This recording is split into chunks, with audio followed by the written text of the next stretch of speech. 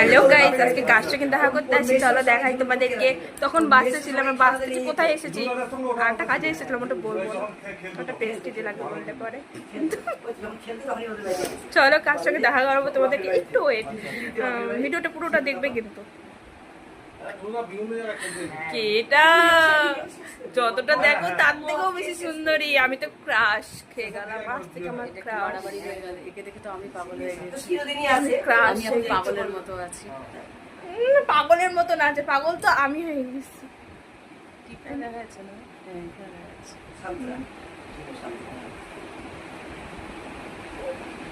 আচ্ছা, পরে আরো অনেক গল্প শেয়ার করছি তোমাদের সঙ্গে, তো চলো এখন একটু গল্প টল্প করি। ও বস বস বস। এগুলো পাগলপন্থী না? এটা আমাকে দিস। হ্যাঁ, আমায় দিস। এগুলো পাগলপন্থী না? আরে বাপ, ভাতের প্লেট নিয়ে আসো। এই ভাত অল্প দিয়েছি। প্লেট নিয়ে আসো, প্লেট ছোট প্লেট। বাটি দিয়ে আমি বসিয়েছি।